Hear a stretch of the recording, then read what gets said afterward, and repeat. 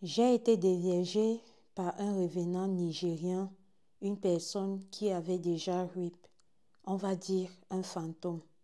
Mon histoire est une histoire mystique dont à travers laquelle j'espère que je vais pouvoir aider d'autres sœurs. Ce qui m'est arrivé à la suite de cet acte, si nul n'avait été le Seigneur, je pense que je ne serais plus avec vous.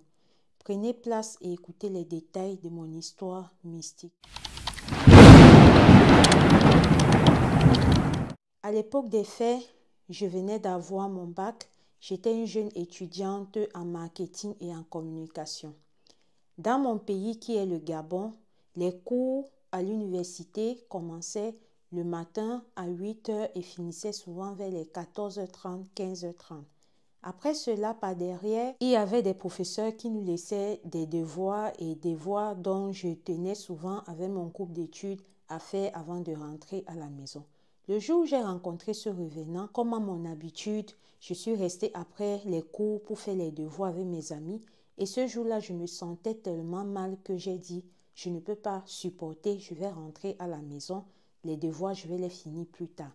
Et tellement j'étais fatiguée, je ne comptais pas marcher, je comptais prendre du taxi, histoire de vite arriver et de manger parce que j'avais même aussi faim. Alors quand je sors du campus, j'arrive au dehors, je me rends compte qu'il y a tellement d'embouteillages. C'est ainsi que je me dis que si je dois prendre le taxi et me retrouver 2 heures, 3 heures dans ces embouteillages-ci, il serait mieux pour moi de marcher à pied, histoire de pouvoir vite arriver. Vous connaissez les embouteillages en Afrique. Alors c'est comme ça que j'ai commencé à marcher, tac, tac, tac. À un niveau donné, je me rends compte qu'il y a une grosse cylindrée noire qui se retrouve derrière moi. Tout naturellement, tout naïvement, je me suis dit que non, peut-être il veut juste garer, donc je dois encore un peu décaler, ou alors il veut peut-être traverser la route, mais je ne pouvais pas imaginer que c'était moi que le monsieur était en train de filer. J'ai continué à marcher un peu, je me rends compte qu'elle ne fait que me suivre, elle ne fait que me suivre. Et à un moment donné, le monsieur a klaxonné. Alors, quand il klaxonne, c'est comme ça que je me retourne, je regarde, je vois comment il me fait signe que s'il te plaît, patiente un peu, patiente un peu. C'est comme ça que je traîne un peu le pas. Le monsieur, il est arrivé à mon niveau. C'est comme ça qu'il a serré un peu sur le côté. Il a garé sa voiture. Il est sorti. Il m'a dit bonjour. La beauté du monsieur que j'ai vu. Je n'ai jamais vu quelqu'un d'aussi beau. Adam, on peut être beau comme ça. On peut être mignon comme le monsieur là était mignon.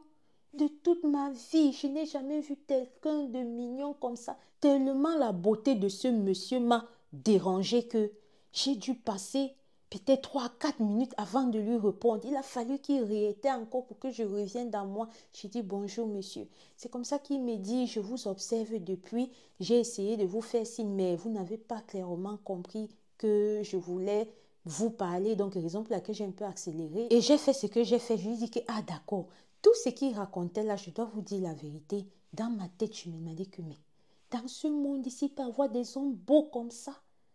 Dans ce monde ici, encore des garçons, des garçons.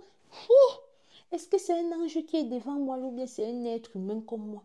Le genre de beauté là, les filles, que je vous dise ma vérité, je n'avais jamais vu ça. Le genre de beauté là, je n'avais jamais vu ça. C'est comme ça que le monsieur m'a demandé où est-ce que je vais. Je lui ai dit, il m'a demandé si il peut avoir mon numéro de téléphone. J'ai dit bien sûr, il n'y a pas de souci. C'est comme ça que je lui ai donné mon numéro de téléphone et il m'a aussi donné le sien. Il m'a demandé où est-ce que je partais, s'il pouvait me déposer. J'ai dit que, ah d'accord, maman, les affaires d'embouteillage là, beauté du monsieur là, dans ma tête c'était que non. Même si on doit passer 20 heures maintenant, je suis avec lui là. Ça va. C'est comme ça que je monte dans sa voiture. On a continué un peu à dialoguer et tout. Il allait me déposer chez nous. Quand il me dépose chez nous, il me fait comprendre que je vais vous rappeler dans 4 jours. Est-ce que ça vous dérange? J'ai dit non, pas du tout. C'est comme ça que le monsieur et moi on se séparent. Sauf que quand le monsieur et moi on se séparent, j'arrive à la maison. Hey! Beauté du monsieur là ne faisait que jouer le pispion dans ma tête. Beauté du monsieur là ne faisait que me faire les pou. C'est-à-dire que moi, si vous vous rappelez, quand j'étais au campus, je me sentais mal. Quand j'étais au campus, j'avais faim. Là. La famine est partie. Là, j'avais comme une dose d'énergie en moi. C'est-à-dire que j'avais du punch. C'est comme ça que je suis restée. Je me suis dit moi-même que non. L'homme l'a dit qu'il va m'appeler 4 jours comment? Dans 4 jours comment? Je ne peux pas attendre. Qu'est-ce qui m'empêche moi-même de l'appeler? Qu'est-ce qui m'empêche de l'appeler? Beauté comme ça, non, je ne peux pas attendre. C'est comme ça que je prends mon téléphone, j'appelle le monsieur que c'est vrai, vous avez dit qu'on va se voir dans 4 jours là, mais je ne peux pas supporter. Est-ce qu'on peut se voir même demain? Le monsieur a dit que d'accord, je finis les cours à l'université à quelle heure? Je lui ai dit, il a dit ok, je vais venir te chercher à l'heure là. C'est comme ça que le rendez-vous a été fait. La nuit là même, je comptais seulement les heures. Je comptais les heures tellement je voulais que le temps passe vite. Le lendemain, l'heure du rendez-vous arrive. Alors c'est comme ça que le lendemain, je me suis apprêtée, je suis partie à l'université et bien évidemment, je suis rentrée. À l'heure où il devait venir me chercher, je lui ai dit que non, ne viens pas me chercher à la maison directement. Attends-moi à telle place, je vais m'apprêter et je vais monter là-bas. C'est comme ça que je me suis apprêtée. J'ai oublié de vous dire, je suis une fille qui a d'abord les formes. Je suis une fille qui est d'abord belle. Tellement je suis belle que dans mon pays qui est le Gabon là, tous les ministres là m'ont dragué. Dans mon pays qui est le Gabon, tous les hommes d'affaires, là, les grands politiciens, les sénateurs m'ont déjà dragué, mais je n'ai jamais accepté. Je suis une fille qui n'est pas trop côté matériel et tout.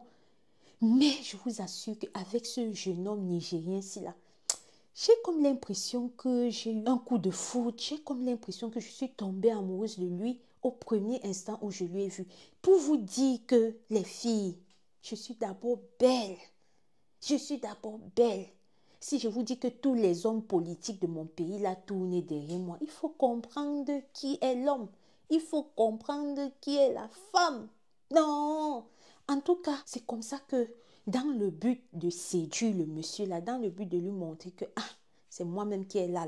C'est comme ça que je suis entrée à la maison. Quand je suis rentrée, je me suis lavée, j'ai pris soin de moi, j'ai fait mon make-up. J'ai une robe qui allait bien me cintrer le col, à bien mettre mes formes guitales en valeur, mettre une paire de talons que...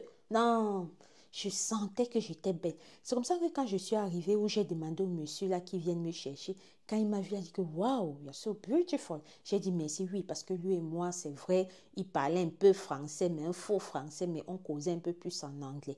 C'est comme ça que je suis entrée dans sa grosse cylindrée noire et nous sommes partis. Alors, nous sommes partis dans un grand restaurant de Libreville, voilà, vraiment luxueux, huppé de mon pays. Et c'est comme ça que on a mangé. Pendant qu'on était en train de manger, façon dont les filles regardaient mon homme, j'étais comme ça, là, ils disaient que pas touche, c'est ma part, c'est ma part.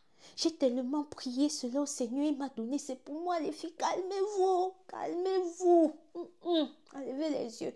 C'est comme ça qu'on a mangé. Quand on a fini de manger, on a décidé de faire les 100 pas un peu dans les alentours, histoire de ne pas qu'il me ramène directement à la maison. Alors c'est comme ça que quand on faisait les 100 pas et tout, il a voulu mieux connaître qui je suis. C'est là où je lui ai expliqué que voilà, quand tu m'as vu la dernière fois, je rentrais de l'université. Au fait, je suis une étudiante en marketing et en communication. Et je suis gabonaise et je suis dans la vingtaine. Et toi, qu'est-ce que tu fais? C'est là où il m'a fait comprendre que lui, il est de nationalité nigériane. Il fait les affaires dans mon pays qui est le Gabon. Il a beaucoup de compagnies, voilà. Il ne réside pas là-bas à plein temps. Mais il y a des périodes où il vient pour gérer son business et il rentre. Donc, il fait des va-et-vient entre le Nigeria et mon pays qui est le Gabon. Et que là, présentement, il n'a pas de copine. C'est comme ça qu'il me demande que est-ce que tu voudrais bien être ma copine? Je n'ai même pas joué les filles princesses. J'ai dit là, que oui, je suis d'accord, je suis d'accord. C'est là où le gars m'a fait comprendre qu'il aimerait bien avoir une relation sérieuse avec moi. Je lui ai dit que oui, ça m'arrange. C'est comme ça qu'on s'est donné encore rendez-vous quelques jours plus tard. Alors, quelques jours plus tard, je reste, il m'appelle, il me dit ok, maintenant que tu es ma copine, j'aimerais bien te montrer où est-ce que je reste et tout. Est-ce que ça t'arrange? Je lui ai dit que oui, ça m'arrange, ça ne me dérange pas. C'est comme ça qu'il m'a dit ok, je viens te chercher à telle heure. Quand il est venu me chercher à telle heure, c'est comme ça qu'il m'a amené où il vivait. Je vous assure que le quartier dans lequel il vivait, c'était le quartier le plus huppé du Gabon, à Kanda. J'espère, cher Gabonais, que j'ai bien donné le nom. Je vous assure que la maison du monsieur, je suis restée comme ça, il dit que Seigneur, j'ai tellement prié que tu as envoyé ma part. Et apparemment, il a l'air sérieux. C'est comme ça qu'on est entré. Quand on entre chez lui, les voitures, c'est les voitures que tu voulais voir. Quand on est arrivé alors dans son salon, je me suis demandé si tu es sur terre ou bien je suis déjà en haut là-bas comme ça là.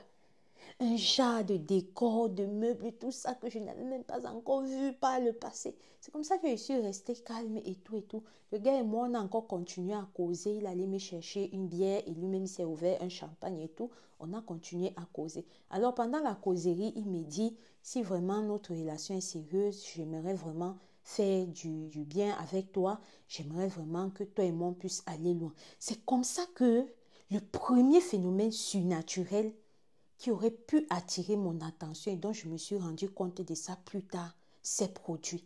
Alors, quand on causait comme ça, à un moment donné, on a décidé de se prendre en étreinte. Sauf que quand il m'a pris, la période où il m'a pris, j'ai ressenti une sensation et je me suis mise à trembler. Et il a constaté que je tremblais, c'est comme ça qu'on s'est relâché. Il me demande qu'est-ce qui se passe. Je lui dis que non, c'est la première fois que je tiens un homme dans mes mains. Il me dit non, you're not serious. J'ai dit si, je suis sérieuse. Il me dit comment? Une belle fille comme toi, comme ça, avec toutes tes formes là, ton potentiel, c'est la première fois que tu tiens un homme dans tes bras. Je lui ai dit que oui.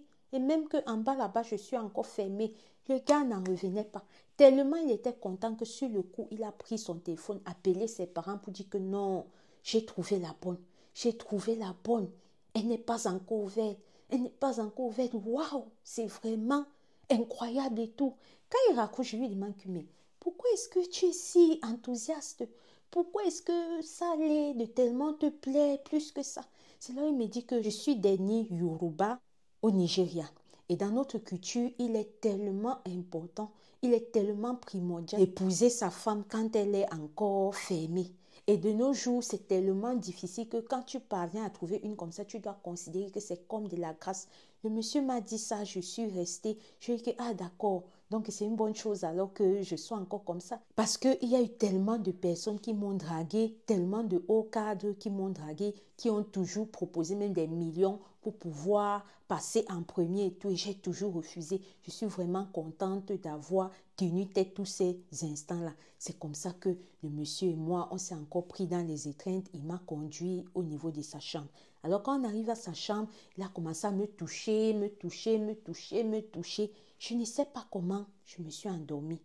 Deuxième signe. Le matin, quand je me lève, je me suis retrouvée dans la chambre et tout. J'avais peur. Je commence à appeler son nom. Il vient, il me demande que qu'est-ce qui ne va pas, qu'est-ce qui ne va pas. Je dis que non. C'est juste que je regarde l'heure, je vois les à 12 heures et j'ai manqué les cours. Il me dit non, ne t'en fais pas. Alors après toi, vite, je vais t'accompagner. Que non, ça ne sert même à rien.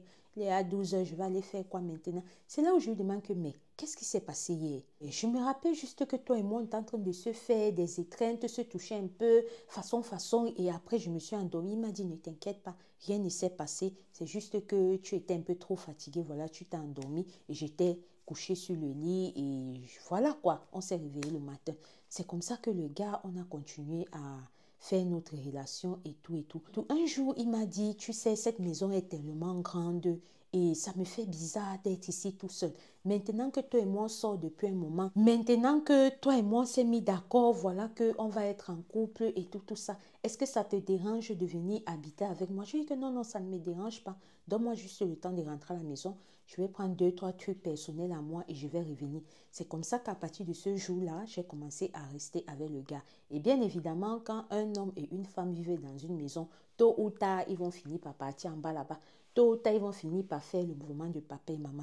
Et c'est comme ça qu'un jour, tout naturellement, c'est arrivé. Alors quand c'est arrivé, le gars a dit, je t'ai promis que j'allais t'honorer et je compte tenir ma parole. C'est comme ça qu'il m'a demandé, voilà, de demander à mes parents ce qu'il faudrait pour une dot, voilà, vu que j'étais déjà sa fiancée, il m'avait déjà offert une bague de fiançailles. Et c'est comme ça que on était dans les préparatifs de la dot et tout et tout. J'habitais avec lui, comme je vous ai dit. Alors un jour, il me laisse à la maison, il me dit qu'on l'a appelé pour un business, il s'en va gérer et il va revenir. Quand il s'en va, je me dis que, voilà, bientôt je serai la femme de la maison.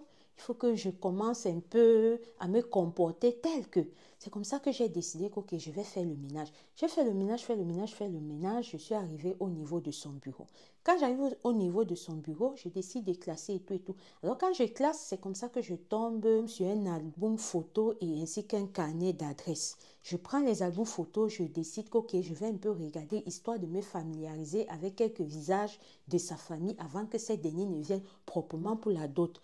PS, notons que depuis la fois où il avait causé au téléphone avec ses parents, vous allez comprendre pourquoi j'ai fait ça, avec ses parents, je ne les ai jamais vus de mes yeux, je n'ai jamais été en contact avec eux. Alors c'est comme ça que quand je tombe sur cet album photo, comme je vous ai dit, je décide de regarder et tout naturellement, je le voyais toujours avec un monsieur âgé, une dame âgée. J'ai compris que ça devait être sa mère. C'est comme ça que j'ai regardé.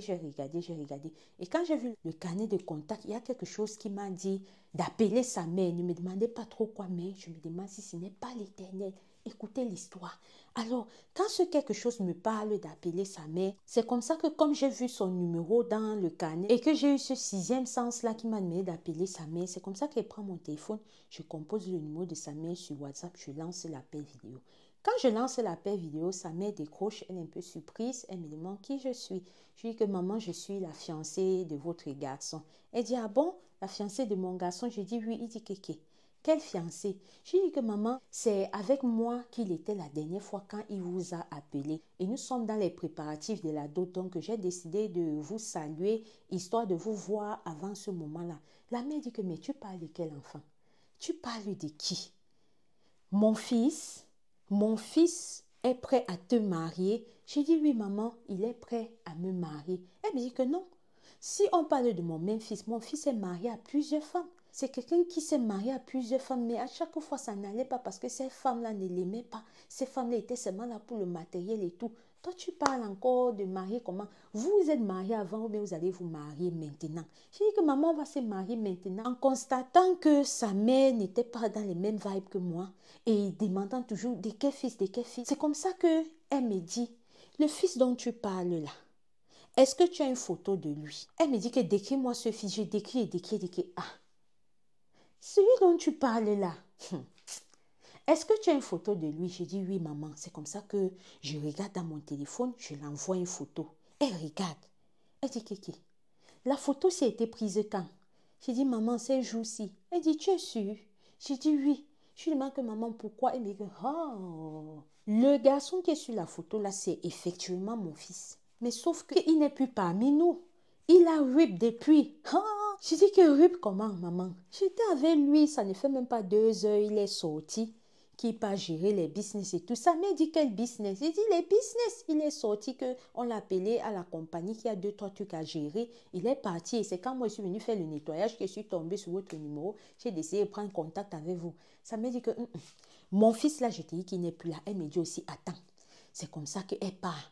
Elle a cherché les photos aussi qu'elle avait de lui dans son téléphone ou quand il avait RIP.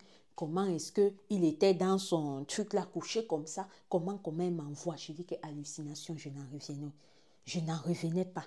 Je dis que maman, tu es sûre que ce n'est pas peut-être à un sosie et tout et tout. Elle dit attends, son nom qui t'a donné c'est quoi? Okuchuku, quelque chose. Elle me dit que mais ça c'est le nom de mon fils. Elle dit attends encore. C'est comme ça qu'elle part. Elle m'envoie les photos de sa tombe. C'est le même nom là qui est sur ça. J'étais dépassée. Tellement j'étais dépassée que même la mère a senti que ça n'allait pas. Ne m'allait pas comment je suis tombée, Emmanuel. Bam, dans les vapes. C'est comme ça que quand je tombe, Emmanuel, je me réveille. Je dis que, hé, Seigneur, je suis dans quoi? Je suis dans quoi? Donc, vrai. Est décédé. Vraiment. A déjà RIP. C'est comme ça que je sors vite de la maison. Je cours, je pars chez nous. Je trouve mon père qui est à la maison. Je l'explique tout. Quand j'explique tout à mon père me dit que non, c'est pas normal. Tu es sûr que c'est vraiment ça? Je dis que oui, papa, c'est là où il me dit ok, amène-moi où vous vivez là-bas.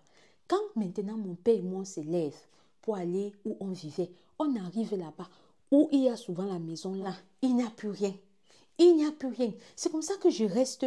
Il y a une dame de ce quartier-là que quand je sortais souvent, quand j'habitais déjà avec le monsieur, j'avais l'habitude de la croiser, que je la saluais. Comme par magie, la dame est venue passer devant nous. C'est comme ça que j'appelle la dame. Elle dit, madame, vous vous souvenez de moi? Elle dit que oui, c'est vous qui me saluez tous les matins. Je dis oui, vous salue tous les matins. Sauf que quand je sors souvent et qu'on se croise là, je sors de telle maison là-bas. La femme dit que telle maison, comment? Il n'y a jamais eu de maison là-bas. Je lui demande que, mais comment? Mon père lui demande que, mais comment? Mais vous me voyez bien chaque matin. La dame dit que oui, je vous vois bien chaque matin. Mais sauf que je ne sais pas de quelle maison est-ce que vous sortez très exactement. Je me suis dit que vous sortez de la maison qui est au coin là-bas. Mais la maison que vous me dites là, il n'y a jamais eu de maison ici. C'est toujours la brousse comme ça. J'ai dit que j'étais dépassée. Je n'arrivais pas à croire. Et notons que sa mère m'avait dit que comme il avait RIP là, il avait eu un accident de voiture et c'est dans ça qu'il avait RIP. Donc on revient, j'étais dépassée. C'est là où mon père a remercié la dame, elle est partie. Mon père m'a dit que ma fille, ce n'est pas normal. Comme j'étais dépassée là, c'est comme ça que là, j'ai commencé à être zinzin. Tellement je n'arrivais pas à comprendre ce qui s'est passé. Tellement je n'arrivais pas. Mon cerveau, du moins, n'arrivait pas à comprendre que j'ai donné mon premier tour de en bas là-bas à quelqu'un qui avait déjà RIP. J'ai commencé à devenir zing, zing, zing, zing, zing, zing, zing, zing, zing, zing. C'est comme ça que mon père m'a pris, me ramener à la maison, m'a mené de pasteur en pasteur. On a prié sur moi, de pasteur en pasteur, on a prié sur moi. On a prié sur moi pendant près de 2 ans pour que je recommence à venir à moi. Dieu merci, aujourd'hui, je me porte bien. Mais j'ai fait 2 ans de zinzin, 2 ans de suivre des traitements en psychologie. Tellement ça n'allait pas. Mais comme je vous ai dit, aujourd'hui je vais mieux. Et si j'ai tenu à partager mon histoire, c'est pour faire comprendre à nos jeunes sœurs, tout ce qui brille n'est pas de l'or. Depuis que cette histoire s'est passée, que j'ai découvert la vérité sur mon homme. Comme il m'avait dit qu'il partait gérer quelque chose au bureau, jusqu'à aujourd'hui, il n'est plus revenu. Son numéro n'a plus jamais émis de signal après que j'ai découvert ça, après ma conversation avec sa mère.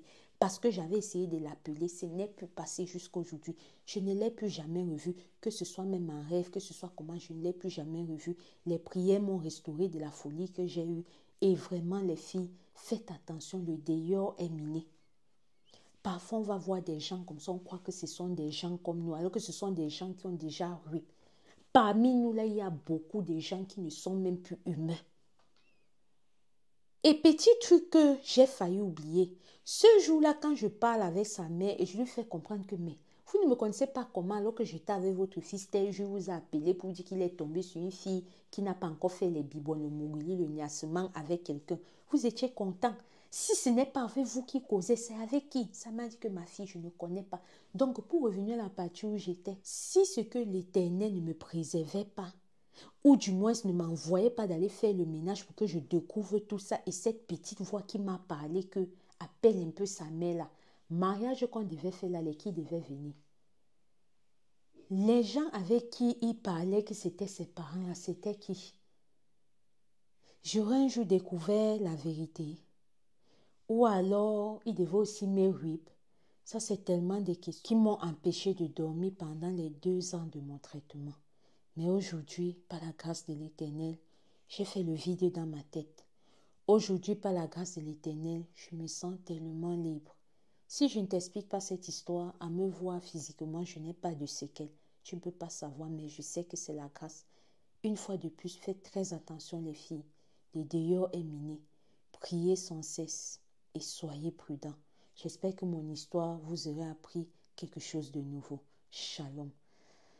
Alors la famille, ça c'était l'histoire d'une sœur gabonaise dont je me suis appropriée comme d'habitude. Je vous invite à la liker histoire de montrer à la sœur qu'on a aimé son partage ici sur cette chaîne, que ça nous a appris quelque chose de nouveau et dont n'importe qui entrera dans cette vidéo et l'écoutera n'en sortira pas bredouille. Si toi aussi tu as une histoire vraie ou mystique à nous confier, n'hésite pas à nous écrire sur notre numéro qui s'affiche là.